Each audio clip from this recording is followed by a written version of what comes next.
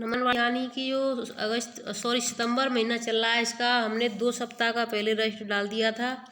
तो आज मैं आपको तृतीय सप्ताह का रजिस्टर बताने जा रही हूँ। उसके बाद फिर चतुर्थ सप्ताह का डालेंगे। तो देखिए, जैसे सितंबर का ख़त्म हो जाता है, फिर हमने अभी अगस्त का नहीं डाला है। तो कुछ भाई बहनों परेशान है कि अगस्त का भी डाल दें, तो हम अगस्त का भी डाल देंगे। आपको पहले हम तृतीय और चतुर्थ सप्ताह का रजिस्टर किस तरीके से बनाना है, इसकी वीडियो आप देखें। और देखिए, इसकी जो सितंबर अगस्त महीने का है, जो अगस्त महीने के भी हमने बना करके रख लिया है।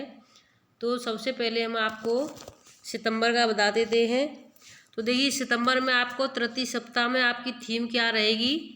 छोटे बच्चों में एनीमिया व अन्य सूक्ष्म पोषकों का आच्छादन। तो आपका तृतीय सप्ताह शुरू हो चुका है, तो तृतीय सप्ताह का ये लिख लें और सभी रजिस्टर मेंटेन करें, क्योंकि औचक निरीक्षण हो रहे हैं। मैं आपसे फिर से कह रही हूँ, एक भी रजिस्टर कंप्लीट अगर मिला इनकम्प्लीट तो आपके लिए कार्रवाई हो सकती है।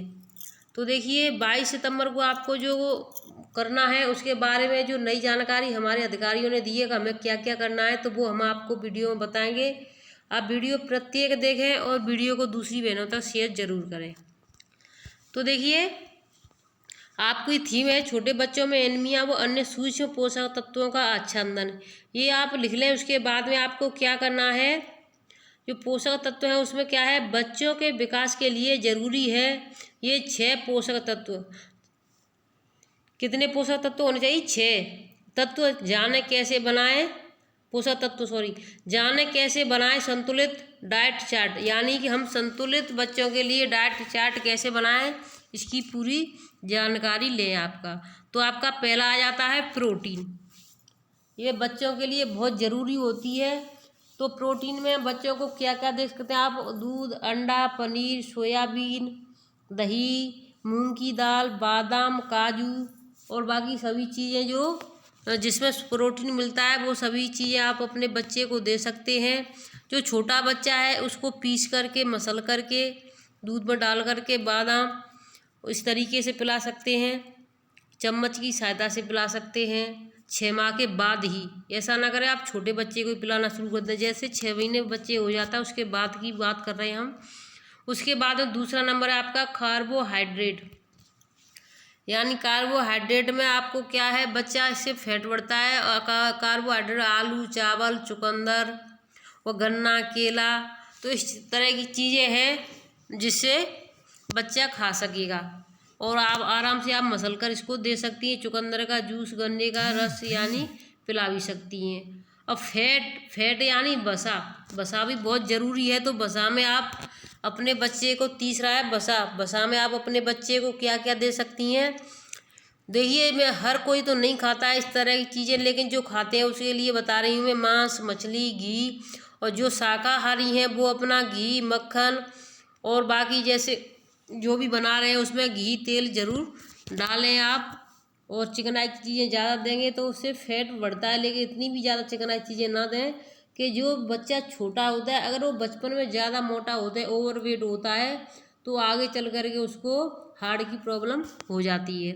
तो इस चीज़ का विशेष आप सभी भाई बहनों को ध्यान रखना है। कोई बच्चा अगर आपका वेट के लंबाई के हिसाब से, उम्र के हिसाब से वेट ज़्यादा है, तो उसको भी आप ये बताएं कि इसका थोड़ा बहुत चिकनाई कम करें, जिससे बच्चे का उम्र के हिसाब से वेट सही हो सके।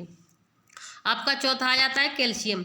कैल्शियम की कमी से बच्चों की हड्डी कमज़ोर हो जाती है, दांत कमज़ोर हो जाते हैं। तो इसके लिए हमें क्या है, बच्चे को दूध, दही, पनीर और टोफू आता है, वो अलग से आता है, सोयाबीन, पालक, हरे पत्तेदार सब्जियां, तो इस तरह की चीज़ें हमें ज़्यादा से ज़्यादा। और छोटे बच्चे हैं तो उनको कैल्शियम की जो टेबलेट भी आती छोटी सी, तो उनको भी दे सकते हैं, जिससे जब बच्चों के दांत निकलते हैं तो उससे उनकी कमी नहीं महसूस होती है और बच्चे के दांत भी आराम से निकल जाते हैं।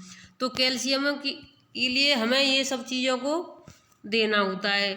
दूध, दही, पनीर ये सभी आपके घर पे आराम से मिल जाते हैं। हरे पत्तेदार सब्जियां हर सब्जी में आप मिला करके डालें, बहुत ही सही रहेगी। अब 5 में आ जाता है आपके लिए आयरन।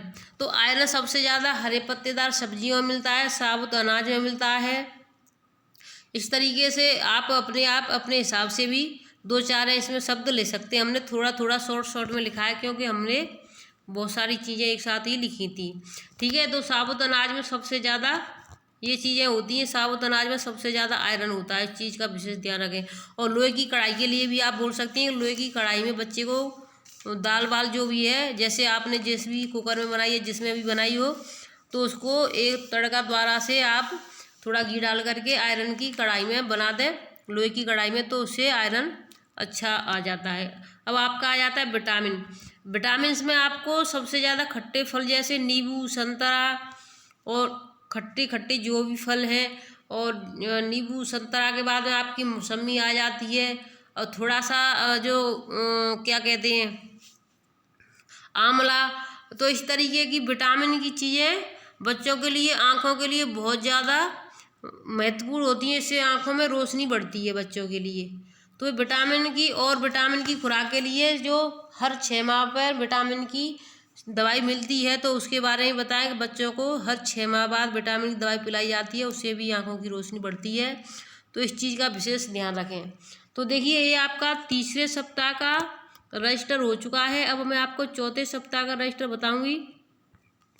तीसरे का हो गया है। अब आपका एक पेज इस तरीके से लिख लें आप, और दूसरे पेज में आप मीटिंग कराने के बाद में सभी भाई बहनों के यहाँ पर हस्ताक्षर करवाएं, और वीडियो को ज़्यादा से ज़्यादा शेयर करें।